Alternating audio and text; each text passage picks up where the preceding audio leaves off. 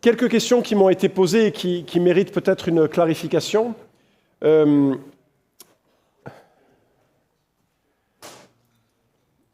J'ai peut-être pas été très explicite sur certains aspects de ce que j'ai dit. J'ai évoqué des éléments de ce que je perçois être à la limite de la magie, aux frontières du christianisme. Donc, en les évoquant, je n'ai pas voulu dire que c'était correct, ou c'était simplement justement poser la question, non, en fait, je ne crois pas que ce soit correct. Que ça se rapproche, je reprends la bénédiction de Toronto, ça se rapproche de pratiques païennes.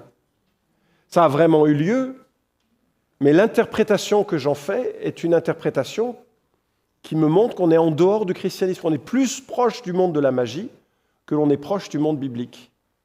D'accord ?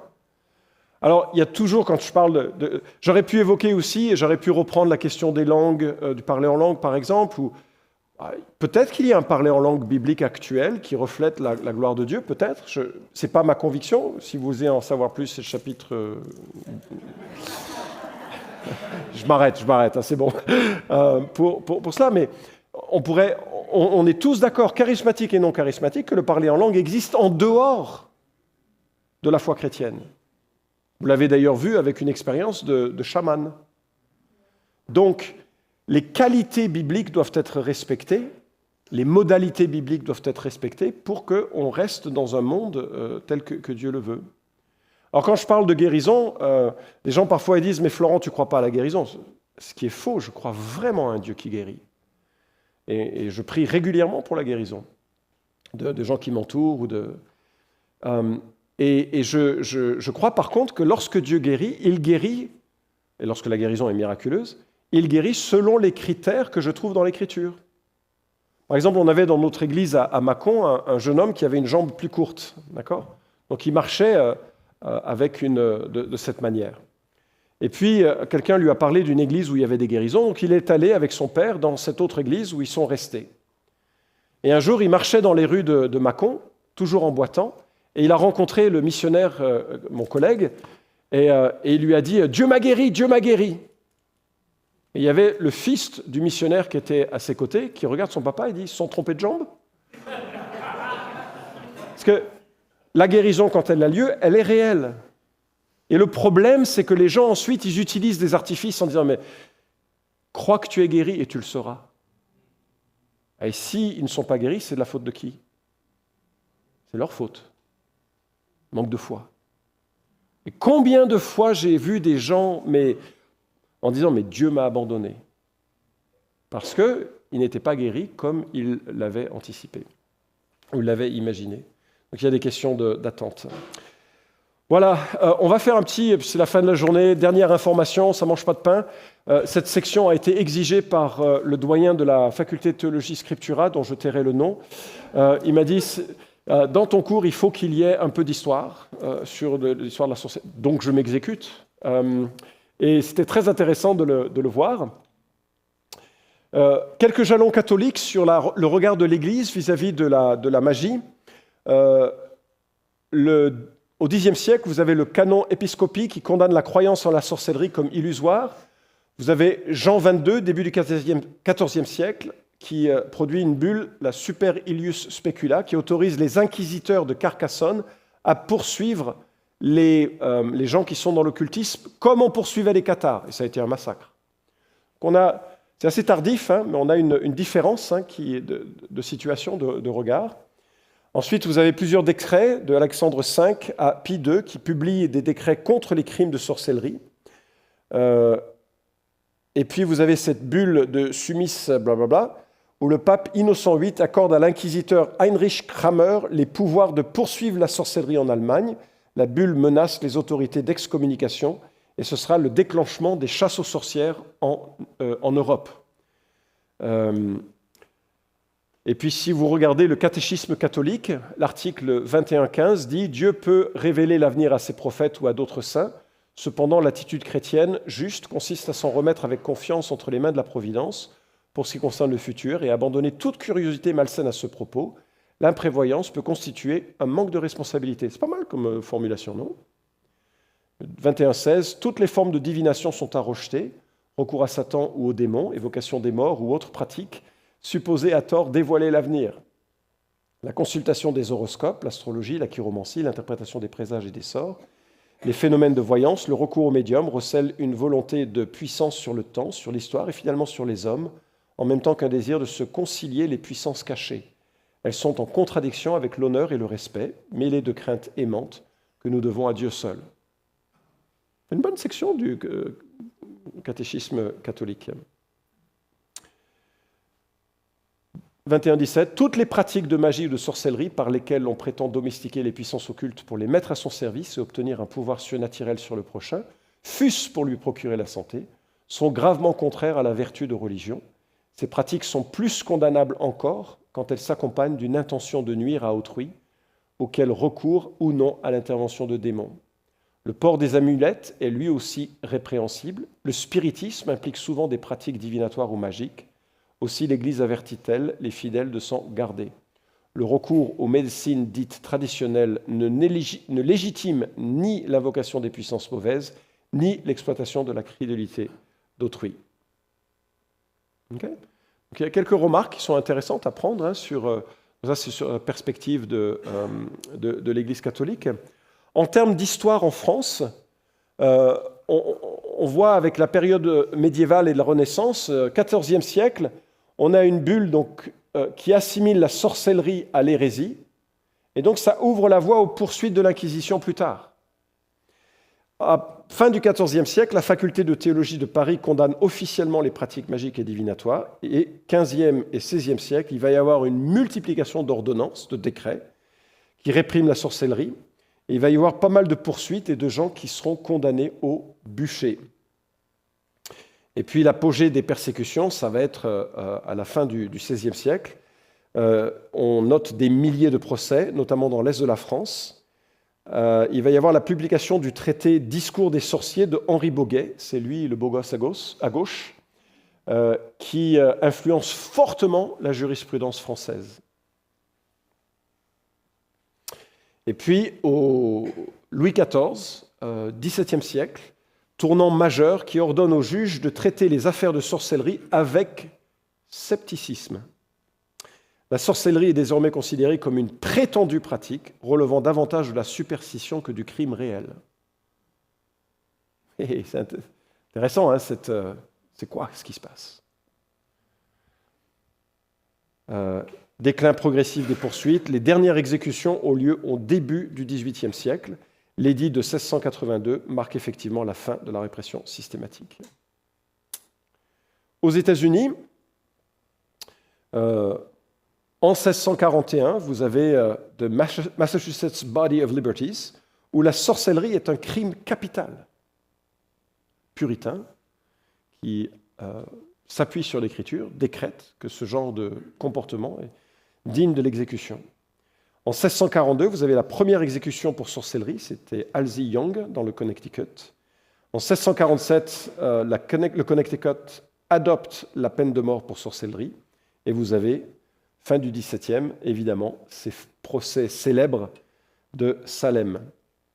200 personnes accusées, 30 condamnées, 19 exécutées par pendaison et une par écrasement.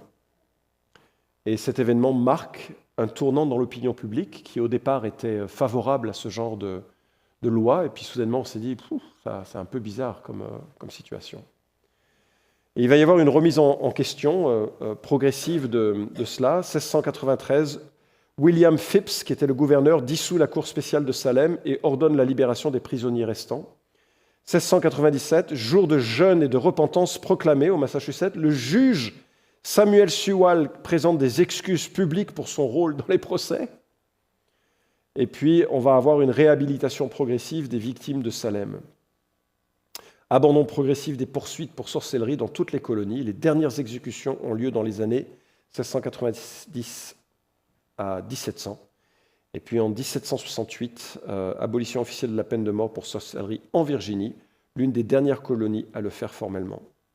Canada, on compte moins d'une dizaine de procès pour sorcellerie avec peu ou pas d'exécution. Donc c'est un bon pays pour être sorcier. Peut-être j'avais quelque chose dans mes notes. En Europe, on a plein d'histoires de sorcières, de gens dans différents pays. Je note qu'il y a eu une grande vague de sorcellerie européenne au XVIe au XVIIe siècle, au cours de laquelle près de 50 000 personnes ont été exécutées. Et ça reposait bien sûr sur l'idée de leur pouvoir maléfique qui détenait du diable. Tout au long de la période médiévale, les mots magiques, les sortilèges, les incantations ont été utilisés pour accomplir toutes sortes de choses, qu'il s'agisse d'assurer un voyage sûr ou de provoquer la maladie ou la mort d'une personne. La plupart du temps, on pensait que les mots avaient plus de pouvoir lorsqu'ils étaient prononcés à haute voix plutôt qu'écrits. Les gens pouvaient porter des amulettes sur lesquelles étaient inscrits des mots magiques. En fait, quand on regarde l'histoire de la sorcellerie, j'ai des pages et des pages de notes, mais ça ne servirait pas à grand-chose parce qu'on va retrouver les mêmes choses que ce que l'on a vu en Mésopotamie, en Égypte, en Assyrie. C'est une manière de voir le monde et une manière de voir ensuite comment on peut influencer ce monde. Donc je pense que ce n'est pas forcément intéressant de voir tout ceci. Juste, voilà, l'Écosse qui exécute 200 sorcières entre 1560 et 1660, etc., etc. On a souvent des femmes, et plus souvent des femmes d'ailleurs, qui sont considérées comme des sorcières, et souvent des femmes plus âgées. Je dis ça. Et c'est difficile à expliquer, si ce n'est peut-être que certains dérèglements mentaux étaient interprétés parfois comme étant des marques du démon et que c'était source de procès, donc par méconnaissance ou par... Souvenez-vous de l'ergot de seigle, ou souvenez-vous de ce genre de choses. Je ne sais pas trop comment interpréter. Il faut vraiment se rappeler que les gens vivaient et vont de plus en plus vivre dans la peur. Et vivre dans la peur, c'est extrêmement angoissant, bien sûr. C'est terrible. Donc on va tout faire pour se protéger, on va tout faire pour essayer de gagner, de surfer sur la protection possible que vont nous offrir différentes pratiques. Et bien sûr, quand on va avoir les premiers missionnaires, on va être confronté à des pratiques nouvelles qui vont susciter malheureusement beaucoup de massacres. La missiologie n'était pas très bien développée. Les missionnaires franciscains qui sont arrivés au Mexique en 1524 ont été horrifiés d'entendre parler de sacrifices humains, malgré leur propre conception chrétienne du sacrifice du Fils de Dieu. Vous voyez que c'est un non-chrétien qui écrit. Les peuples méso-américains croyaient que les dieux s'étaient sacrifiés pour assurer le bien-être de l'humanité et exigeaient maintenant une offrande de sang en retour. Les Espagnols qualifiaient ce sacrifice public d'idolâtrie et la croyance personnelle en la divination et les esprits de brujeria, sorcellerie. On a de nombreux massacres, de tortures. Les missionnaires, donc là je lis Deke et Lipscomb, qui disent « Les missionnaires étaient surtout préoccupés par les praticiens autochtones des arts magiques, tels que les Nahuali, les métamorphes, dont on disait qu'ils se transformaient en puma ou en jaguar. » Souvenez-vous de ce que j'ai pu évoquer. Malgré de violentes éruptions de persécutions et de massacres, le frère franciscain Diego de Landa a torturé à mort 158 magiciens mayas, présumés en 1562. Les pratiques religieuses indigènes ont persisté. La population locale a continué de consulter les devins qui pouvaient prédire l'avenir d'une personne à partir de la date de sa naissance sur le calendrier sacré de 260 jours. Beaucoup utilisaient des méthodes hallucinogènes pour entrer dans le monde des esprits avec des guérisseurs folkloriques. Là où ça devient intéressant pour nous et plus contemporain, je vais vous proposer de lire les articles de jurisprudence, les articles de loi, pardon, que nous trouvons au Tchad et ainsi qu'au Cameroun. Et puis après, on aura quelques autres remarques, puis on aura des discussions sur des études de cas. Mais l'article 189 du Code pénal, un code pénal qui date de 2017, relativement récent, et qui dit commettent le délit de pratique de sorcellerie et sont sans préjudice des peines éventuelles encourues pour atteinte aux personnes, escroquerie ou tout autre crime ou délit, punis d'une peine de 1 mois à 2 ans d'emprisonnement et d'une amende de 5 000 à 50 000 francs CFA. Ceux qui se livrent à des pratiques de divination ou de magie, n'obéissant à aucune règle de logique et dont les résultats sont de nature à troubler la paix publique, à opposer des individus les uns aux autres ou à susciter des actes de vengeance consistant à des atteintes à la vie ou à l'intégrité corporelle ou encore au bien. Voilà ce que la loi dit au Tchad. Comment ça se manifeste?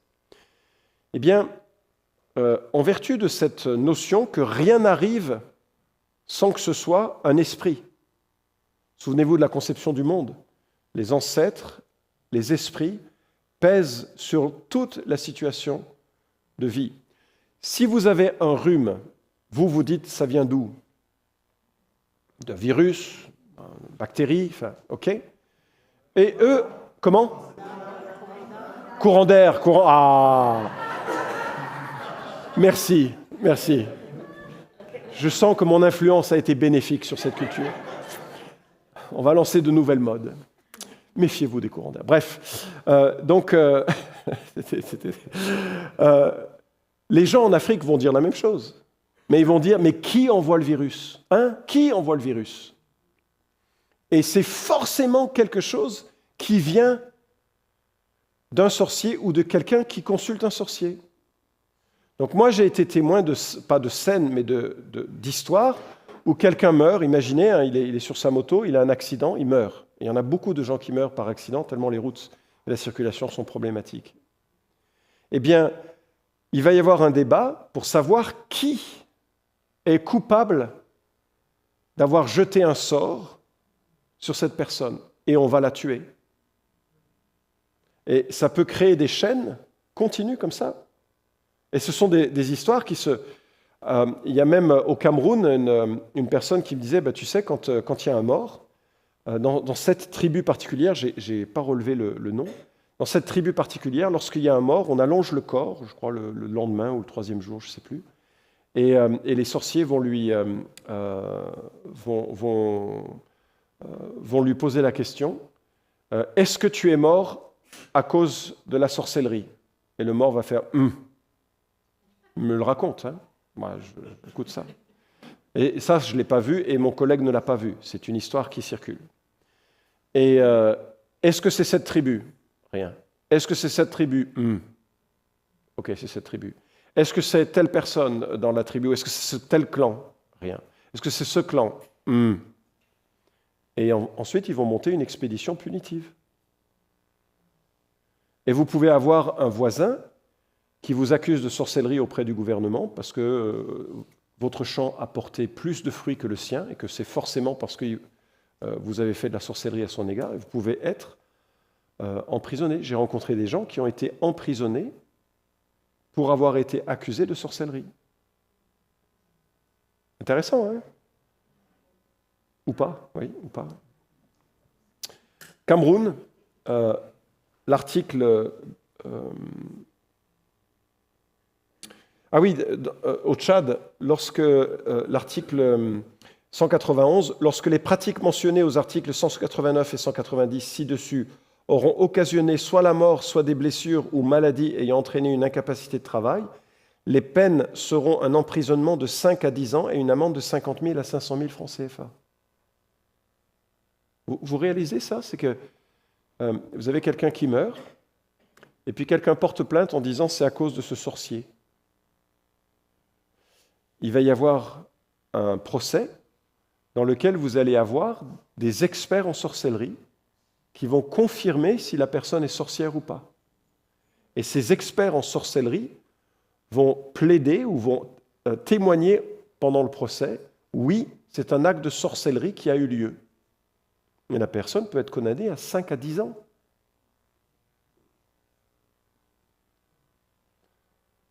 Conception du monde peut avoir des conséquences dramatiques. Cameroun, au Cameroun, la sorcellerie est réprimée par l'article 251 du Code pénal. Et nous lisons « Sorcellerie est punie d'un emprisonnement de 2 à 10 ans et d'une amende de 5 000 à 100 000 francs celui qui se livre à des pratiques de sorcellerie, magie ou divination susceptibles de troubler l'ordre ou la tranquillité publique ou de porter atteinte aux personnes, aux biens et à la fortune d'autrui, même sous forme de rétribution. Et quand vous discutez avec les Camerounais, ils vous disent « Oui, bien sûr, il y a des experts patentés par la Cour qui vont pouvoir lever le voile sur « Oui, c'est de la sorcellerie ». J'espère qu'on ne reviendra pas en France sur de telles situations. Hein. Alors, on m'a demandé de parler un peu et brièvement du vaudouisme, et je ne connais pas suffisamment le vaudouisme. J'étais 2 fois en Haïti, j'ai discuté, j'ai entendu toutes les belles histoires que le vaudouisme permet d'entendre. Mais de façon simple, vous allez retrouver le même schéma que l'on a déjà vu des tas de fois. C'est pour ça que ce qui est important, ce n'est pas tellement de connaître les différentes formes d'occultisme, c'est de comprendre la vision du monde qui est associée. Le vaudou vient du mot fon vodun, qui signifie esprit ou divinité. C'est une tradition qui est issue de l'Afrique de l'Ouest. Vous avez un bon Dieu inaccessible, et vous avez les lois, ce sont des esprits intermédiaires. Vous avez les 2 âmes, le gros bon ange et le petit bon ange. Les morts sont en communion avec les vivants. Il y a l'interconnexion des mondes, et on va essayer de faire en sorte qu'on puisse influencer l'un sur l'autre. Est-ce que vous reconnaissez l'animisme là ? Le vaudouisme n'est pas plus grave, plus méchant, plus dur que la Mésopotamie, que l'animisme africain, il y a un Dieu qui existe, mais il est très loin, il ne s'intéresse pas à nous. Et ce qui compte, c'est les esprits qui sont intermédiaires. Et donc, toute la pratique va consister justement à essayer de s'approprier les bonnes faveurs, les bonnes grâces de ces divinités. C'est pour ça qu'en faisant ce cours, je me suis dit, est-ce que c'est intéressant de faire des catalogues ? Parce qu'en fait, on va se retrouver avec les mêmes formes, mais avec des noms différents. Donc moi, ce que je me suis dit, ce qui serait intéressant, c'est de voir quels sont les concepts que l'on trouve dans les civilisations antiques, de voir combien ces concepts, ensuite, ils sont recyclés dans sous différentes formes, sous différents noms, sous différentes cultures, avec différents... Mais que, grosso modo, on est toujours dans cette notion. OK ? Oui. Juste le micro. C'est qu'on voit beaucoup de choses dans l'Ancien Testament, dans le Nouveau, dans tout ça, mais on n'entend pas beaucoup parler des extraterrestres, de tout ce phénomène-là qui prend de l'ampleur, je trouve. Vous pouvez en parler, s'il vous plaît. Les extraterrestres. Alors, vous vous souvenez de Michael Eisler, qui a écrit un livre, The Unseen Realm. Donc, dans ce livre, il parle beaucoup, je ne partage pas tous ses points de vue, mais il a de très belles choses à dire sur ce monde de l'au-delà. Si vous lisez l'anglais, vous pourrez en profiter un peu. Mais il s'appuie trop sur la littérature intertestamentaire. C'est le gros défaut que je trouve à ce livre, et parfois je suis un peu mal à l'aise avec les conclusions qu'il en tire. Néanmoins, c'est une très belle évocation du schéma rédempteur de Dieu dans un contexte de confrontation avec le monde céleste. J'ai appris et c'est pour ça que ça vient sur votre question, j'ai appris que Eisler avait un hobby. Quand certaines personnes aiment cuisiner, lui, il aimait les conférences sur les ovnis. Et il est allé à toutes les conférences sur les ovnis, UFOs, enfin, tout ça. Ça a été vraiment sa passion. Et si vous avez envie de voir sa pensée, il y a un documentaire Logos sur YouTube sur les ovnis de Michael Eisler. 1 heure de conférence. Si vous ne parlez pas l'anglais, je suppose que le sous-titrage traduit permettra de le suivre. Je remarque également que The Institute of Creation Research, ICR, a eu un de ses membres qui s'est beaucoup intéressé au phénomène des ovnis et qui a écrit un livre qui est probablement leur livre le plus populaire. Quand je me suis intéressé à cette question, j'ai remarqué que ce que j'ignorais, c'est qu'il y a beaucoup d'histoires assez spectaculaires avec l'apparition récurrente et effrayante d'ovnis et d'êtres spectaculaires, impressionnants, souvent maléfiques, et des événements d'enlèvement. Là où il y a un chercheur américain qui a commencé son exploration du phénomène et qui est devenu chrétien parce qu'il a réalisé que la seule chose qui mettait un terme à ces présences récurrentes effrayantes et à certaines situations d'enlèvement avec des sensations de torture, c'était le nom de Jésus-Christ. Et ça l'a fait réfléchir sur la nature de ces manifestations. Et eux, je ne dis pas que c'est ma conclusion, mais puisque la question est posée, je vais vous livrer ce que j'ai pu me représenter de cela pour l'instant. C'est que eux, cette conclusion, c'est que au-delà de tout le folklore qui certainement accompagne ce monde-là, quand il y a de véritables manifestations d'objets volants non identifiés accompagnés de présences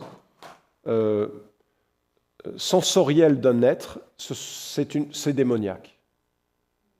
Donc, je suis assez, et c'est la conclusion d'Hessler également. Et lui, par contre, c'est vraiment un scientifique dans l'approche des choses, il le démontre, je trouve, assez bien. Et je suis assez à l'aise avec cette notion-là. Personnellement, je ne crois pas qu'il existe d'autres civilisations que la nôtre dans l'univers que Dieu a créé. J'ai dit je ne le crois pas, je n'ai pas dit que je le savais, que ce n'était pas le cas, je ne le crois pas. S'il y en a d'autres, ça créerait d'autres questions, mais je ne le crois pas. Et je ne crois pas que nous soyons visités par ces civilisations extraterrestres. Il est possible que la forme ultime de séduction qui viendra soit une forme, je dirais, qui reflète la crédulité scientiste du monde, avec des êtres soi-disant évolués, capables de conduire le monde dans sa prochaine étape. C'est très spéculatif de ma part, hein, très spéculatif. Mais en tout cas, je ne vois pas je ne crois pas à la perspective que ce soit des êtres d'autres planètes. Donc, soit c'est une illusion de gens psychiquement malades, mais bon, il y a quand même parfois des traces surprenantes qui sont mesurables, attestées par certaines agences gouvernementales. Mais si, donc, ce n'est pas des situations de gens psychiquement déséquilibrés, je n'ai pas de souci à me représenter une intervention démoniaque visant à séduire et tromper les êtres humains. Et surtout quand j'ai compris que, de témoignages de gens,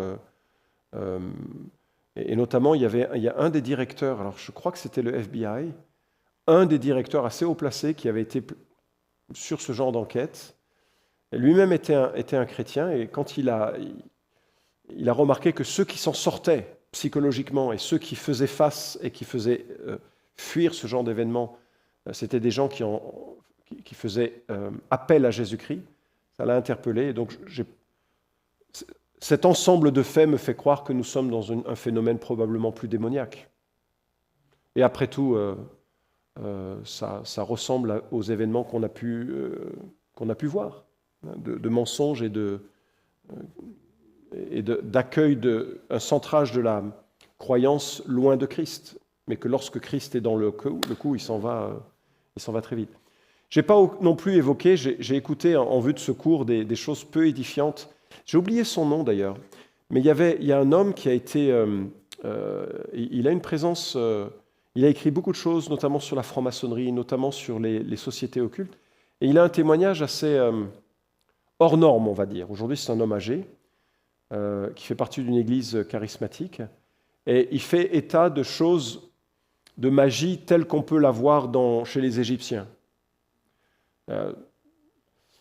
Je pense que c'est tellement exceptionnel que ça ne nous est pas d'une grande utilité.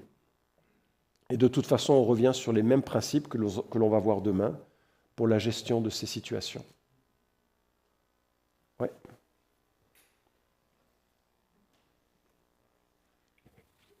Les frères maçons. Les francs-maçons ? Les francs-maçons. Les francs-maçons, c'est une société ésotérique, donc un groupe qui prêche, enfin non, ils ne prêchent pas, ils vivent une forme de salut par initiation. Et ils estiment que ce qui manque à l'être humain, c'est la connaissance, et que cette connaissance s'acquiert au gré d'initiation qui leur fait passer par des étapes de conscience par lesquelles ils deviennent meilleurs de plus en plus. Ce qui pourrait être sympathique, mais devient problématique quand on voit que les initiations qui sont proposées sont très parallèles aux initiations, non pas aux initiations, mais aux vérités bibliques. Et donc on est sur une forme en réalité de gnosticisme ancien, dans lequel l'homme découvre un salut indépendamment de Jésus-Christ par des rituels d'initiation progressive qui, soi-disant, lui font donner une nouvelle naissance, soi-disant, lui font prendre conscience des choses. Et si je comprends bien la fin du processus, c'est on réalise qui est Dieu. Et Dieu, c'est Lucifer. Pas Satan. Eux, ils distinguent les deux. Lucifer, le porteur de lumière. Et voilà ce qu'ils vont dire. C'est dans les initiations les plus avancées qui ne sont pas forcément mises en avant. Mais ils vont dire quelque chose du style, vous savez, le Dieu de la Bible, c'est le Dieu qui vous contraint. Le Dieu de la lumière, c'est celui qui vous libère. Mais pour être libéré, il faut être un homme sage. Parce que la liberté est riche de responsabilités, lourde de responsabilités. Donc on va vous proposer un processus par lequel vous devenez des hommes sages, de plus en plus. Plutôt des hommes, un peu des femmes, mais moins. Les groupes sont plus masculins. Et au terme de ce processus, vous aurez la liberté de choisir sagement ce qui est bien et ce qui est mal. Genèse 3, n'est-ce pas? Alors si vous voulez en savoir un peu plus sur le développement de la franc-maçonnerie par rapport à la... J'ai écrit un article pour la Revue Réformée, il suffit de taper Varac, franc-maçonnerie, vous tomberez dessus, franc-maçonnerie et foi chrétienne, où je fais la comparaison entre l'évangile de la franc-maçonnerie et l'évangile de Jésus-Christ. Et vous aurez des éléments là-dessus. En réalité, il n'y a rien de plus... Si vous lisez Colossiens, vous avez la réponse à la franc-maçonnerie. À Colosse, vous aviez un mouvement de gens qui prêchaient Jésus plus une initiation particulière. Mais quand vous prêchez Jésus plus, en fait, vous prêchez plus Jésus. Parce que ce que Paul souligne, c'est qu'on a tout pleinement en Jésus-Christ. Et lorsqu'il y a des gens qui vous vendent des petits trucs en plus de l'Évangile, ils vous ont vidé de l'Évangile de sa substance. Et ce sont des gens qui se réclament, dans certains cas, d'influence chrétienne, mais qui ont en fait largement piétiné l'Évangile de Jésus-Christ. Ils sont prééminents dans l'influence qu'ils ont sur la société. Par exemple, à Lyon, on estime qu'il y a 10 000 décisionnaires, 10 000 personnes d'influence. Sur les 10 000, 6 000 sont francs-maçons. Donc c'est des gens qui sont extrêmement puissants en termes de... Et le responsable de la franc-maçonnerie française a dit que les lois de la République sont mûries dans les loges. Donc leur influence sur les lois sur le mariage homosexuel, les lois sur l'éthique, elles passent d'abord par une forme de réflexion franc-maçonne qui est évidemment indépendante de la révélation de Jésus-Christ et de la Bible. Donc voilà. En même temps, il n'y a rien de nouveau sous le soleil. Hein. Moi, j'ai des potes qui sont francs-maçons, je les aime bien. Alors, ils ont une salutation, vous pouvez les reconnaître, ces francs-maçons, parce qu'ils ont une salutation particulière. Si vous vous rencontrez dans des milieux un peu professionnels, donc j'avais un copain qui était dans ces milieux-là, qui m'avait invité à faire de la moto avec ses potes à lui, qui étaient tous francs-maçons. Et donc, je suis arrivé le premier jour, et je serre la main à ses collègues, et ils font ça. Donc, François Mitterrand les appelait les frères de la gratouille. Donc si quelqu'un vous gratte comme ça la main quand vous serrez la main, c'est pas qu'il a un problème, c'est qu'il est franc-maçon et qu'il voudrait savoir si vous l'êtes. Vous savez, c'est comme... pardon. On se reconnaît comme les poissons. Hein, quand je vois une voiture chrétienne, parce qu'elle a un poisson, je suis gentil avec la voiture. On se reconnaît entre nous. Hein. Et ben, eux, ils se reconnaissent par les frères de la gratouille. Un jour, j'ai reçu un email... qui me disait « Monsieur Varac, est-ce que vos travaux se terminent à minuit le jeudi ?» Et c'est un peu étrange comme email. Est-ce que vos travaux se terminent? Et ça fait partie des grands axes. Ils s'assurent, parce que c'est des gens qui bossent, ils se rencontrent une fois par mois et leurs travaux doivent se terminer à minuit le jeudi. C'est une manière, c'est des codes comme ça, c'est des codes. Alors j'ai répondu à ce gars, je lui ai dit « Oh non, j'ai tellement tout en Jésus, j'ai essayé de lui prêter... » Et là, il était vraiment énervé, et puis il m'a dit, mais moi, ça fait J'ai grandi dans une église toute ma vie et j'ai rien appris. Et là, soudainement, je deviens meilleur avec ma femme, meilleur dans mon travail, meilleur dans mon... Okay. Voilà la réponse à votre question. Ou votre question, je ne sais plus. Okay. Oui. Le micro. Souvent, c'est des personnes très bien nanties. Hein? Oui, alors pourquoi elles sont très bien nanties? Alors, oui, en fait, à l'époque du Nouveau Testament, où est-ce que se faisaient les deals? Dans les bains publics. On travaillait le matin, quand on était riche, et puis le soir, enfin l'après-midi, après le repas de la sieste, et puis ensuite c'était les bains. Ça, c'était les loisirs. L'après-midi, on travaillait que la moitié de la journée, hein. Enfin de tôt, mais la moitié de la journée. Puis ensuite, et là, c'était là où on se faisait les deals. Où se faisaient les deals dans une profession? C'était dans les corporations, sous une déesse tutélaire. Donc si on appartenait à cette corporation, si on était ramasseur d'urine, par exemple, un métier d'avenir à l'époque. Oui, vraiment, non, vraiment, parce que l'urine comporte une substance très utile pour blanchir l'ammoniac. Et donc il y a des gens qui ramassaient l'urine. Je suis tellement reconnaissant d'être en France en 2000. Ils ramassaient l'urine et cette corporation-là, elle se partageait les marchés et puis elle discutait entre eux dans la corporation. De tout temps, les gens se sont rassemblés en vue de faire du business. Et la franc-maçonnerie est un très bon lieu pour faire du business, même s'ils s'en défendent en disant non, nous sommes un groupe spirituel. Oui. Et puis en même temps, si tu as un problème, moi j'ai vu quelqu'un qui a eu un accident de moto, les gars, ils étaient d'une solidarité à faire pâlir les chrétiens. Franchement, ils l'ont entouré, versé des salaires, amené des repas, c'était incroyable. C'était incroyable. Le gars, il était vraiment aux petits soins. Mais par contre, tu veux commencer quelque chose, une entreprise, tu vas avoir plein de gens qui vont te proposer des capitaux. Donc c'est très facile quand on est bien impliqué, avec respect, hein, dans ce milieu. C'est pas...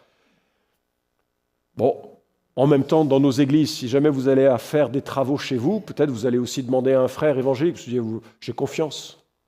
Donc on leur jette la pierre, mais on fait parfois un peu pareil, hein, en France, pas au Québec. Ouais. D'autres questions?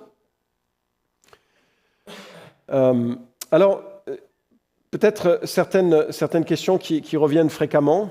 Est-ce qu'il y a des lieux hantés? J'ai un podcast qui vient de sortir là-dessus, vous pourrez l'écouter, il est sorti, je crois, il y a 10 jours. Mais moi, je ne crois pas. Le psaume 50, « Le monde est à moi et tout ce qui le remplit ». 1 Chronique 29, 11, « À toi, Éternel, la grandeur, la puissance, la splendeur, l'éternité et l'éclat, car tout ce qui est au ciel et sur la terre est à toi, l'Éternel, ainsi que le règne, toi qui t'élèves souverainement au-dessus de tout. » Robin Reeves, qui est un théologien charismatique, un ami à moi, je l'aime beaucoup, écrit « Pour en revenir au lieu maudit de Dieu, ces occupants spirituels ne sont pas des revenants, c'est-à-dire l'âme des êtres humains morts en quête de repos. Ce type d'interprétation est assez évidemment le fait de la persistance d'une pensée animiste. Il s'agit de démons. » Moi, j'ai tendance à croire que lorsqu'il y a des lieux qui sont animés, donc qu'est-ce que je veux dire par des lieux animés? Des situations que l'on peut rencontrer avec des lumières qui s'allument, des portes qui s'ouvrent. Je ne pense pas que le lieu soit hanté.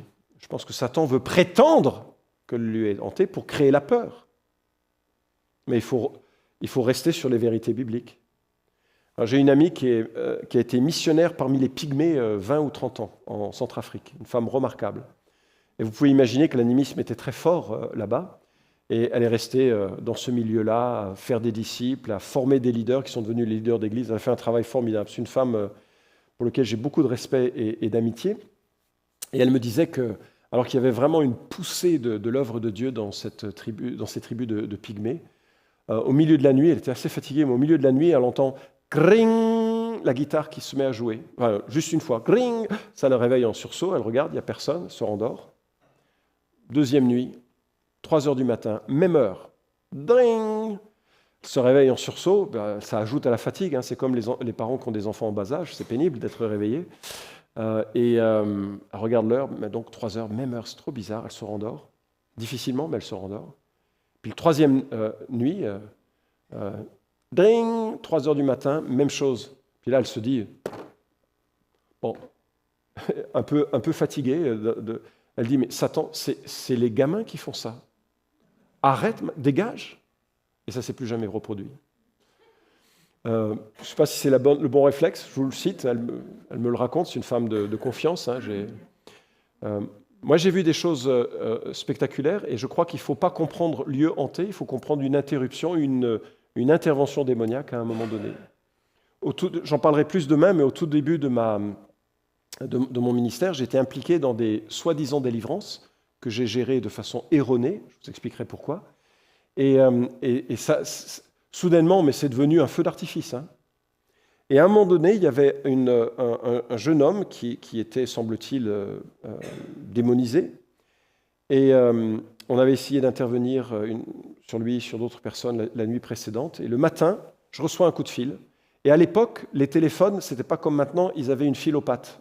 Un fil aux pattes. Vous voyez vous vous souvenez? Les jeunes, ils savent peu ce que c'est. Hein. Donc il y avait le téléphone, là, comme ça, il ne marchait pas, sans qu'il y ait un petit câble qui reliait hein, et il y avait un petit monsieur qui rentrait, qui rapportait les messages et qui repartait. Et donc le téléphone sonne et je prends le combiné téléphonique et j'entends la voix de ce jeune homme, mais transformé. Ça va, Florent? On est encore là. OK? Donc je raccroche pour téléphoner à son pasteur pour qu'on aille prier pour lui. Et je reprends le téléphone et il était encore là. « Hey Florent !» C'est pas très agréable. Donc je débranche le câble, je rebranche le câble pour téléphoner à son pasteur et j'entends « T'as un problème Florent ?» Ah ouais, quand même. Quand même. Mais c'est pas le téléphone qui était hanté, hein. C'est pas mon appartement qui était hanté. C'est juste Satan qui veut faire qui veut rester au centre. Qui veut rester au centre. Et le job du chrétien, c'est de rester centré sur Christ. À ce moment-là, je ne comprenais pas encore comment ça marchait. Mais je vous dirai comment ça marche tel que je l'ai compris demain. Oui. Que la ligne semble mince. Est-ce qu'on pourrait dire que Satan a hanté le téléphone temporairement ou il a utilisé le téléphone temporairement? Donc, la notion que, peut-être la compréhension des gens quand ils disent que quelque chose, un objet ou un lieu est hanté, j'ai l'impression qu'il y a une connotation qui perdure dans le temps, ou peut-être pas. Donc, mais c'est comme si que je vois la ligne est un peu mince entre l'utilisation que Satan en fait d'une façon temporaire, donc de dire que non, c'est pas hanté, mais bref, je ne sais pas si vous percevez un peu. On a déjà plusieurs problèmes de vocabulaire, c'est que le mot « hanté » n'existe pas dans l'Écriture de cette manière, je ne crois pas. J'ai aussi l'impression qu'on n'a pas non plus le mot « téléphone » dans la Bible, donc on va devoir essayer de comprendre les choses de façon particulière. Par contre, l'on a, et ça je voudrais le noter, on a quand même dans la Bible, on a parfois des allusions au velu et à Lilith qui vont dans les lieux maudits. Et je me demande s'il ne faut pas comprendre que le diable peut choisir de prétendre posséder quelque chose, posséder une maison, hanter une maison. C'est pour ça que je voulais qu'on parle de ça, parce que non, il ne possède rien, n'est-ce pas? Il a usurpé la loyauté de l'homme en cherchant par la chute de l'homme à obtenir l'obéissance de l'homme à sa volonté. Et en cela, quelque part, c'est vrai, les royaumes lui ont été, parce que ces royaumes devaient être le règne de l'homme. Mais donc, je comprends qu'il puisse prétendre posséder certains lieux, qu'il puisse prétendre créer une peur associée à certains lieux. On va juste rester serein sur ce que l'Écriture dit et se dire, oui, peut-être que Satan peut choisir de s'installer en quelque sorte pour prétendre quelque chose, mais ce n'est pas ça qui va m'arrêter. Je vais rester sur la compréhension que le monde entier appartient à Dieu, que toute autorité aussi a été donnée à Christ. Donc, je ne vais pas m'associer à l'autorité prétendue du malin. OK ? Bien, on va faire une étude de cas un petit peu particulière. Je l'ai reçue, celle-ci, d'un frère qui a fait son master, c'est un frère africain. C'est un homme magnifique, une âme magnifique. Il a grandi en tant qu'orphelin dans la pauvreté la plus complète. Il est devenu chrétien. Il a eu une femme qui est décédée. Il est resté dans un attachement à Christ. Il a progressivement fait des études alors qu'il s'arrachait chaque petit sou pour pouvoir faire des études. Et il a fait son master sur des questions d'exorcisme. Et il me racontait cette étude. Je me suis dit, ça, il faut que tu me la mettes par écrit. C'est un peu extrême, d'accord ? Mais voilà comment eux le vivent. Et puis, on terminera un peu là-dessus. Une question de police et de jeune sorcière. Mon témoignage est celui d'une mineure d'environ 12 ans à qui son père sorcier lui a transmis le pouvoir. Avec son père, il sème la panique dans notre quartier de Bala Aéroport, vers la fin de la piste de l'aéroport Bangui Mboko. Donc on est à Bangui, ici, en Centrafrique. Cette jeune fille a été attrapée en flagrant délit de sorcellerie. Okay. Elle gardait un bébé dans la maison du jeune couple. Le bébé était tombé malade et il convulsait au point d'être près de mourir dès l'arrivée et le départ de cette jeune fille. La mère du bébé a conduit de force la jeune fille et le bébé auprès des forces de l'ordre. Sous la menace de l'ordre et les coups de balai, elle a avoué que c'était elle qui a voulu tuer le bébé et qu'elle lui a arraché son âme, qu'elle a caché derrière la maison de la victime pour attendre la réaction de ses parents avant de décider de son sort. Aussitôt, les forces lui ont demandé d'aller leur montrer là où elle a caché l'âme du bébé. Ils l'ont accompagnée, elle était allée fouiller par terre pour dire qu'elle a déjà trouvé mystiquement son âme. De retour à la base, ils l'ont fait entrer dans leur maison et ont demandé à ce qu'on lui dépose le bébé dans les bras. Après quoi, les pratiques qui se sont déroulées à l'intérieur, on n'a pas vu. Mais chose étonnante, le bébé qui était presque mourant était sorti de lui-même et sur ses pieds, criant pour chercher sa maman. L'assistance a acclamé, l'enfant était guéri. Dans les questions qu'on posait à cette petite sorcière, elle disait que c'était avec son père qu'il sème la panique, qu'elle a pour mission de devenir reine des sorcières et pour cela, il lui faut tuer 14 jeunes pendant la Noël 2023, dont 14 enfants étaient programmés. Un deuxième fait est qu'à l'issue de cet acte, elle a encore dit que son père lui avait donné mission de rendre aveugle un professeur de l'université. Elle a avoué qu'elle lui a ôté les yeux, qu'elle a caché dans un jardin de patates, à environ 70 mètres de la concession de la victime. Ce qui est réel, ce professeur a commencé par sentir le mal des yeux, attendait à aller à l'hôpital pour des traitements pendant que les forces de l'ordre, accompagnées de la sorcière, avaient fait irruption dans sa concession. Étonné parce qu'il ne savait rien de ce qui se passait autour de lui, dont il est la cause, au début, il a refusé de se rendre à la base, puis après des explications, il était convaincu, il s'est rendu à la base. Là encore, après certaines pratiques, la sorcière a ramené les yeux du professeur, à qui les forces de l'ordre avaient demandé s'il regardait bien. La victime a avoué, puis a dit merci. Toutefois, l'essentiel a confirmé que nous avons vu cette sorcière au moment où elle était déshabillée pour être fouettée par les forces de l'ordre dans leur base. Elle présente des signes au dos. Toutefois, la confiance, c'est que cette sorcière a avoué que rien ne va encore arriver aux deux victimes et qu'ils sont totalement guéris. Et mon ami m'a laissé le dessin qu'il avait fait, les différents signes observés sur le dos de la jeune sorcière. On est dans un autre monde là. Hein? Okay? Comment vous réagissez à cette histoire? Si vous étiez pasteur comme lui, vous feriez quoi avec cette femme? Vous feriez quoi avec ces victimes? Bon, la réponse, c'est demain aussi, donc, mais on s'amuse un peu.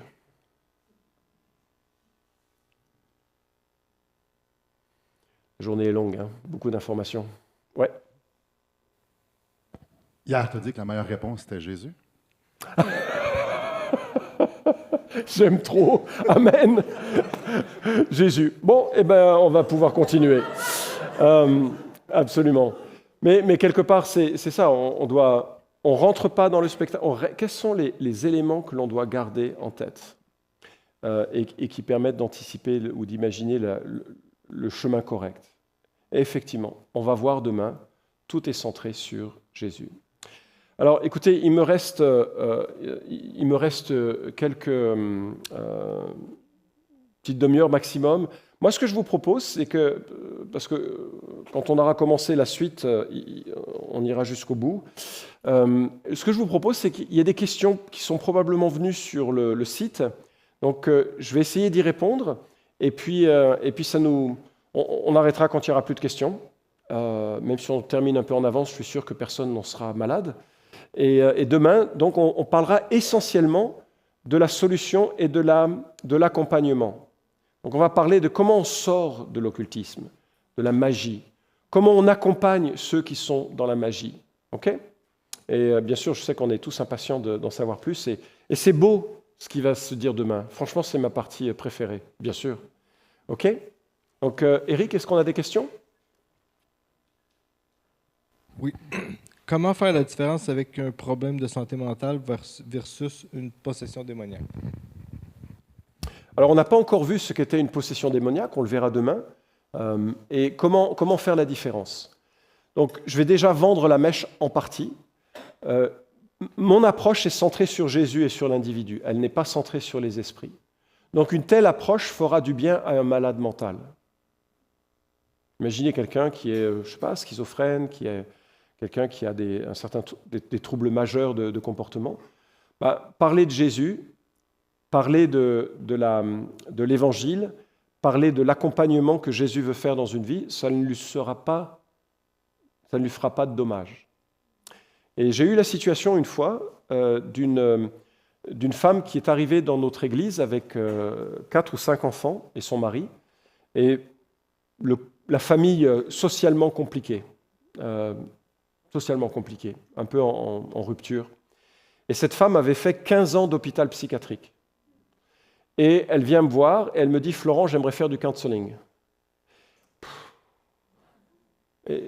Pour un pasteur, enfin je suis navré. Hein. Moi j'ai souvent dit à l'église, j'ai pas le don de compassion. Hein, venez pas. Oui, je sais, c'est pas très charitable, mais moi je vais donner des versets et des Kleenex. Donc il y a des gens dans l'église qui étaient de bons conseillers, mais pas moi. Mais elle vient me voir pour me demander du counseling. Et je me suis dit, je vais rien pouvoir faire. Qu'est-ce que je peux faire ? 15 ans d'hôpital psychiatrie, elle me demande de l'aide. Mais qu'est-ce que je vais faire ? Mais bon, quand on est pasteur, quoi. Voilà, il faut assumer. Donc je lui dis, écoute, ok, on va se voir 2 fois par semaine, 20 minutes. Je te donnerai des devoirs de réunion en réunion. Si tu ne les fais pas, le rendez-vous est annulé. Et le processus de counseling s'arrête. J'étais sûr que ça ne marcherait pas, donc j'étais... Comprenez quand je dis j'ai pas de compassion. Et cette femme m'a dit d'accord, elle a acheté un carnet, un stylo, et puis on a commencé elle avait fréquenté les églises, elle avait grandi dans un milieu chrétien. Et en fait, on a commencé par des études bibliques très simples sur la souveraineté de Dieu dans nos vies, sur la nouvelle naissance, sur des choses vraiment basiques. Et je crois que cette femme s'est convertie. Je crois qu'elle n'était pas chrétienne. Et elle vient, puis on sentait un renouveau assez profond en elle, et elle vient à l'un des rendez-vous en disant « Bon, je vais arrêter mes médicaments. » Surtout pas. Au moins ça, je savais. Je dis, ça, tu vois avec ton psychiatre, c'est pas avec moi, pasteur. Moi, je ne te le demande pas. Ce n'est absolument pas mon propos. C'est pas mon domaine. Moi, c'est la Bible et la repentance. Elle dit ok. Donc elle va voir son psychiatre qui lui dit il est hors de question. C'était des psychotropes majeurs et solides, enfin imposants ou conséquents. Il dit par contre, si vous voulez vraiment, je vous interne pendant 15 jours dans un hôpital où on va réduire les doses et observer votre réaction. Ce qu'elle a accepté. 15 jours de plus, après 15 ans, finalement, ce n'est pas énorme. Donc elle est rentrée à l'hôpital et effectivement, elle a été sevrée des médicaments principaux. Pas tous, mais des médicaments principaux. Et je crois vraiment qu'elle a vécu une délivrance de ce qui semblait être quelque chose, peut-être d'origine démoniaque. Il n'y a jamais eu de manifestation dans sa vie. Mais ce que je veux dire, c'est que l'approche que je vais vous présenter demain, elle peut être pertinente et utile, que l'on soit dans un problème démoniaque ou un problème psychiatrique. Parce que le propos, c'est de rester centré sur Christ et l'Évangile et l'individu. Ce n'est pas de rester centré sur le diable et sur les manifestations que l'on peut voir. Mais je m'avance un peu par rapport à demain. Oui. Je me posais une question par rapport aux églises qui sont centrées sur Jésus et qui performent des miracles, que des gens se lèvent de leur chaise d'handicapés, Est-ce que tu pourrais parler sur ce sujet-là? Oui. J'ai 59 ans et je suis devenu cynique parce que j'ai entendu beaucoup d'histoires de miracles qui, quand je les ai analysées, quand je les ai vérifiées, étaient faux. Donc aujourd'hui, quand les gens me disent « Ouais, il y a des miracles et des guérisons chez nous », je dis bon, d'abord je dis « Alléluia », je vais me réjouir des belles choses, mais après je suis assez sceptique. Par exemple, dans les réunions de guérison qui sont souvent mises en avant, les guérisons sont mesurées sur l'instant ressenti et jamais dans le temps. Donc je te donne un exemple. Les gens qui ont la sclérose en plaques, c'est une maladie dégénérative qui est difficile à vivre. Les gens, au bout d'un certain temps, sont sur des chaises roulantes. Mais ce sont des maladies qui sont extrêmement réactives et sensibles à l'émotion. Et dans un contexte de louange et d'exaltation et de foi, il y a des gens malades sur chaise roulante qui sont capables de se lever, de faire quelques pas, et tout le monde dit Alléluia, et eux, ils en pleurent de joie. Et on dit, ouais, ils sont guéris. Ce que l'on ne sait pas, c'est que l'énergie qu'ils ont dépensée pour se lever et témoigner de leur guérison va les mettre au lit pendant 2 semaines derrière. Mais ça, personne n'en parle. Moi, j'ai des amis, c'est là où je deviens cynique, c'est terrible, mais ça, ce sont des histoires vécues. J'ai des amis, un gars qui avait vraiment des problèmes de dos, et prophétie, Dieu va te guérir, monte sur l'estrade, donc il monte sur l'estrade douloureusement, prière de guérison, imposition des mains, Amen, Alléluia, Dieu dit que tu es guéri et tout ça. Et là, 600 personnes regardent, et le pasteur prend le micro, rends gloire à Dieu, es-tu guéri ? Oui. Qu'est-ce qu'il peut dire d'autre ? La pression est énorme. Mais moi, je connais son fils, et il me dit, il n'était pas guéri. Il était au lit le lendemain. Mais par contre, dans les statistiques qui étaient évoquées, je raconte une dernière histoire. Et j'aime pas les raconter en ces termes parce que ça donne l'idée que Dieu ne guérit pas. C'est pas mon propos. Je crois à la guérison, d'accord ? J'ai vu des guérisons, mais c'est plutôt exceptionnel. Chapitre 4 du livre Saint-Esprit et dons spirituels parle de la notion de guérison. Mais à Dessines, lors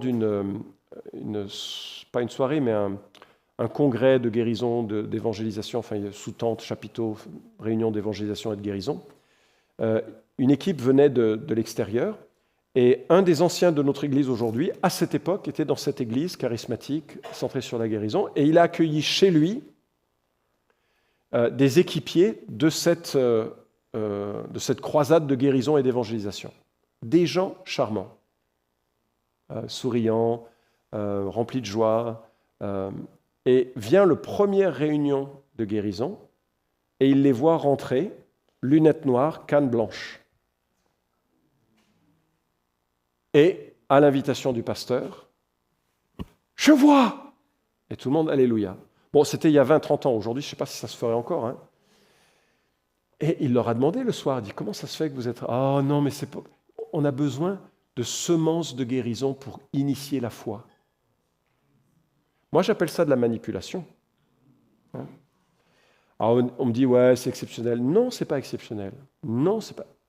Benny Hinn, Rainer Banki en Afrique a fait des choses absolument terribles, où il disait, Dieu dit que tous ceux qui ont des lunettes vont être guéris dans leurs yeux. Et il veut que l'on montre à Dieu notre foi dans la guérison en jetant les lunettes. Et les gens ont jeté leurs lunettes, des lunettes qui coûtent dans ces pays-là. Ça coûte cher chez nous, mais là-bas, c'est encore pire.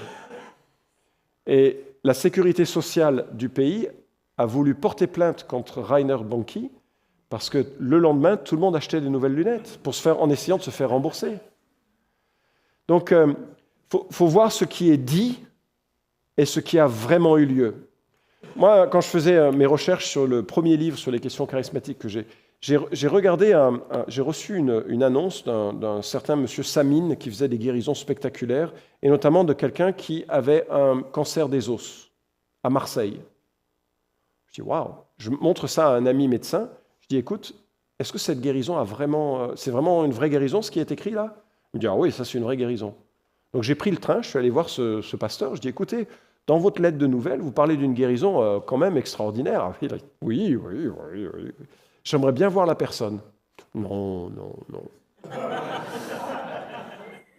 J'aimerais bien voir le médecin qui a attesté et qui a rendu gloire à Dieu de cette guérison. Il me regarde, il dit, vous ne croyez pas Ben, je lui dis, de moins en moins.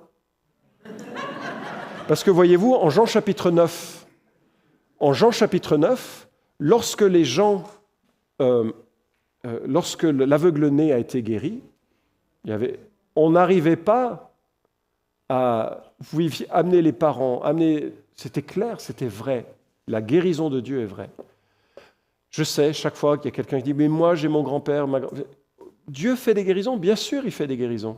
Et parfois, ça a vraiment lieu. Mais la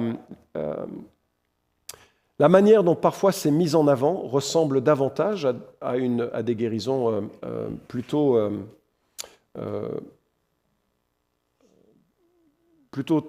de ce genre-là. Et franchement, je t'encourage à voir la série YouTube Miracles for Sale avec Darren Brown. C'est un peu décourageant à voir, hein, mais c'est un ami pentecôtiste qui m'a donné ce lien.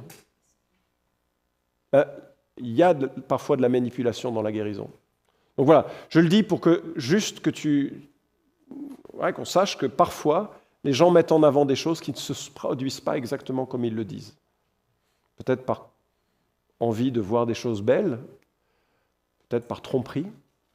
Je crois que les prédicateurs tels que Benny Hinn et autres sont des faux prophètes qui vivent de leur commerce et de la crédulité des gens. Ouais. De voir une croix comme ça dans le milieu. Tu sais, je veux dire. Ah non, mais Darren Brown, bien sûr, d'abord, c'est ce qu'il veut montrer, c'est des gens qui utilisent la croix pour la guérison. Darren Brown, c'est un prestidigitateur, Okay. il est correct, Okay. et il montre que la guérison, qu'on peut former des non-chrétiens à être des guérisseurs et que ça va marcher. Parce que les rouages de la guérison sont parfois des rouages psychosomatiques. Si par exemple, vous êtes un peu ensuqué, vous avez mal au dos, et puis je viens comme ça, je parle, et puis que soudainement je fais « Sois guéri !» Voilà. Qu'est-ce qui s'est passé? Il y a un flot d'adrénaline. Oh, ça va beaucoup mieux. Mais ça, c'est pas la guérison. Ça, c'est de la manipulation. Ah, ça a marché, hein, ça. Un peu plus si les gens tombaient à la renverse et je me faisais une réputation. Je suis désolé. C'est la première fois où je vais aussi fort.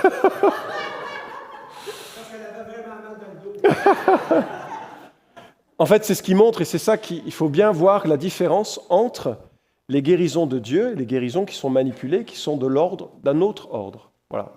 Désolé, c'est un peu long par rapport à la question. Éric, est-ce qu'il y a d'autres questions? Question intéressante sur la question de la transsubstantiation des catholiques romains durant la Sainte Seine. Est-ce que ça se rapprocherait pas un peu de la magie ou...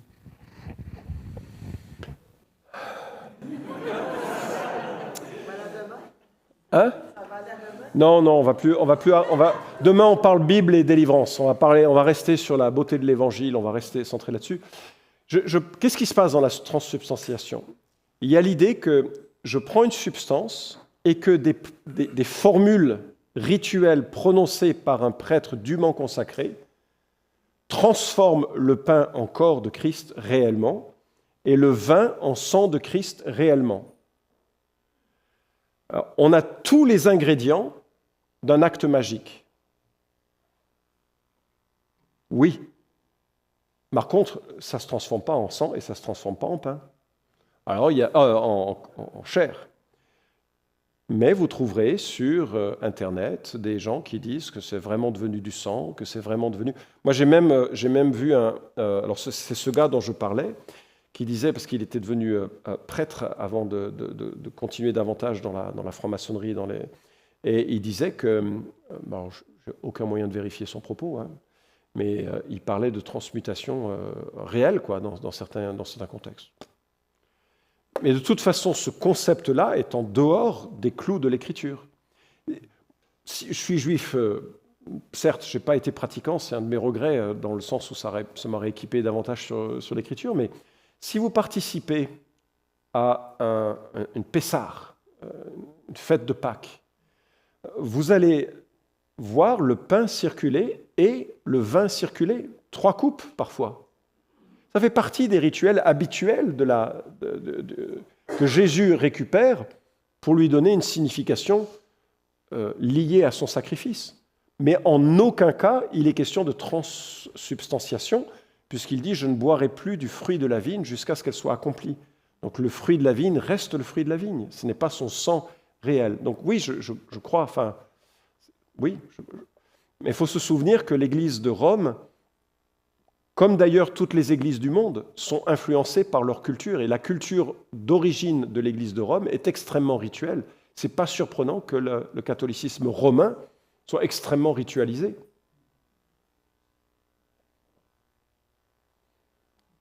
C'est là où il faut vite que je parte du Québec. Je vais me faire... Ouais. D'autres questions qui étaient... Ou sinon, on arrête notre journée? Que pensez-vous des chants grégoriens utilisés dans des buts thérapeutiques? Il y a quelques questions concernant les chants grégoriens, puis pour moi, ça évoque rien, mais pour eux, ça semble... Alors, ça n'évoque rien pour moi. Je ne savais pas que les chants grégoriens étaient utilisés pour... Mais je me dis, bon, est-ce que c'est David avec sa harpe qui fait qu'on est apaisé? Est-ce que les chants grégoriens sont apaisants? Peut-être, mais c'est pas... Enfin, il faudrait voir qu'est-ce qui est entendu par... voilà. Ce que l'on sait bibliquement et ce qui nous est prescrit, c'est que nous nous exhortions les uns les autres par le chant. Donc le chant est support d'édification pour qu'il soit une louange digne de Christ. Ce n'est pas le style de musique. On peut avoir des styles de musique très différents, et pourquoi pas le chant grégorien dans une église. C'est compliqué à porter en termes culturels, mais pourquoi pas. Mais ce qui va compter, c'est qu'on s'édifie. C'est-à-dire que les paroles doivent édifier et doivent être vraies. Après, si on cherche un apaisement de cœur, de l'esprit par la musique, moi je viens d'acheter, ça fait longtemps que j'écoute plus trop de musique classique et j'avais eu envie de ça. Je viens d'acheter la messe en si mineur de Jean-Sébastien Bach. Et parfois je la mets et je me dis, c'est très apaisant. C'est apaisant dans l'âme, c'est le cadeau de Dieu de la musique, mais c'est pas, je verrai ni une forme de guérison, ni une forme de, si ce n'est d'apaisement du cœur et de la pensée. C'est une bonne chose. Ouais. Je ne sais pas si ça répond à la question, mais... Vous pouvez expliquer l'approche lucanienne de la maladie démon. Est-ce que la personne fait référence à Légion? Nebuchadnezzar, qui était la maladie Lycan. Je ne sais pas si c'est ça, là, mais c'est ce que je vois. Là, mais... D'accord. Alors, ce que l'on sait de Daniel et la maladie de Nebuchadnezzar, c'est qu'elle est directement envoyée par Dieu suite à son orgueil et son arrogance. Le moyen d'exécution de cette maladie, je ne sais pas. Est-ce que c'est d'origine démoniaque? Ce n'est pas dans le texte. Est-ce que c'est possible? Les anges sont les véhicules de Dieu, y compris les démons, les véhicules, les agents de la volonté de Dieu. Souvenez-vous, qui fait le recensement? Qui pousse David au recensement? Dieu ou le diable? Oui, c'est la bonne réponse. C'est les deux. Donc, il y a les démons sont toujours assujettis à la volonté de Dieu et opèrent. Donc, ça pourrait être le cas, mais le texte ne le dit pas, donc je ne vais pas... Alors, par contre, la notion de transformation en loup-garou ou en loup, etc., ça se retrouve dans les formes les plus extrêmes d'occultisme, et souvent pour protéger des lieux, soi-disant, ce qu'on me rapporte, des lieux où se font des choses odieuses, on va dire, et protéger d'intrus et tout ça, peut-être. Mais je pense que la situation de Daniel, qui est révélée en Daniel est un peu particulière et peut tout à fait relever de la simple volonté de Dieu dans un corps et un esprit humain où cet homme est humilié pendant quelque temps. Dernière question, c'est bon? Il y a beaucoup de questions concernant l'impact des démons dans la vie des croyants, soit par l'intermédiaire des parents qui ont... Excellent. Ou par rapport à la maladie. Mais il y a beaucoup de questions par rapport à l'impact des démons dans la vie des croyants. Alors, on va en parler demain. Donc, je pense que le mieux, c'est de pouvoir se réserver pour ça, parce que ça va vraiment être maintenant comment on met en boîte tout ça par rapport à la vie chrétienne et tout ça. Oui. Petite question rapide qui vient de me monter, mais est-ce qu'il y aurait un... Tu sais, on dit qu'en tant que chrétien, on serait plus protégé ou... On a Jésus vers quoi se tourner, mais est-ce qu'il y a des conditions à ça, comme le baptême, comme d'autres que... Oui. Encore une fois, ça va être le sujet, donc je pense qu'on va arrêter là. Je vais juste lire un passage, et puis je vais prier, puis on va anticiper demain la belle journée. Mais ce que je voudrais voir avec toi et avec nous tous, hein, c'est un verset que j'ai souvent cité, c'est Colossiens chapitre 1, à partir du verset 12, qui nous dit « Avec joie, rendez grâce au Père, qui nous a rendus capables d'avoir part à l'héritage de Dieu dans la lumière. Il nous a délivrés du royaume des ténèbres, et il nous a transportés dans le royaume de son Fils bien-aimé, en qui nous avons la rédemption, le pardon des péchés. » Donc, associé à la conversion, il y a un arrachement du monde des ténèbres et un transport dans le monde du Fils. Donc, ce n'est pas une condition particulière, mais cela est une description qui touche tous ceux et toutes celles qui sont des disciples authentiques de Jésus-Christ. Lorsque quelqu'un naît de nouveau, c'est-à-dire lorsque la personne est baptisée de l'Esprit, parce que sinon elle ne peut pas naître de nouveau, la personne est scellée de l'Esprit, elle devient le temple du Christ, et il y a toute une série spirituelle de bénéfices dont elle profite, et notamment qu'elle est maintenant dans un autre royaume, délivrée du royaume des ténèbres et transportée dans le royaume du Fils, en qui nous avons la rédemption, le pardon des péchés. La Bible en parle en Éphésiens en des termes encore très éloquents. Nous sommes assis avec le Christ dans les lieux célestes, ressuscités avec le Christ. Et donc si on est ressuscité avec le Christ, on est dans une posture qui n'est pas simplement meilleure, elle est dans une posture de sécurité. Et ça, c'est drôlement important. Ça ne veut pas dire que le diable ne peut pas agir sur les chrétiens. Il le peut, et on verra comment. Il le peut, mais nous sommes dans une posture de sécurité. Rien ni personne ne peut nous arracher de la main de Jésus. Et c'est de cette posture que l'on peut envisager le combat spirituel, et qui est pénible, j'aimerais bien qu'il n'ait pas lieu, et qui peut connaître des échecs. Il y en a dans l'Écriture. Mais c'est dans la posture de la sécurité que nous pouvons aborder cet élément du combat spirituel. Fondamentalement, on a changé de royaume. Maintenant, le diable, menteur qu'il est, dit « Non, tu es encore à moi ». Et ça, très clairement, les gens qui sortent de l'occultisme, et comme les gens qui sortent d'autres milieux, un peu marqués par le péché, vont avoir ce moment où ils sont happés dans cette vie nouvelle, et puis il y a comme des bretelles qui les retiennent, et c'est un peu compliqué. Mais ça concerne tous ceux et toutes celles qui grandissent en Christ, et puis même des gens qui ont plus de vie chrétienne, qui soudainement se retrouvent, à leur grande surprise, devant une emprise de tentation, de difficultés, parce que la vie, elle est pas évidente, et la vie chrétienne, elle est faite de défis. Mais c'est de la posture d'une personne en sécurité en Christ que nous pouvons envisager toutes ces questions. Et c'est ce que nous ferons demain.